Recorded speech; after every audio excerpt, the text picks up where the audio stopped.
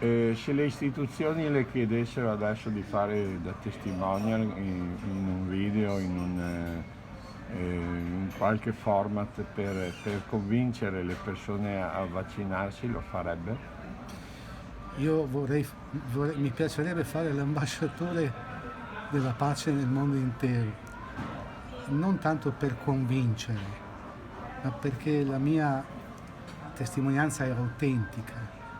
Io non mi sono inventato malato, c'è una cartella clinica, c'è una scienza documentata.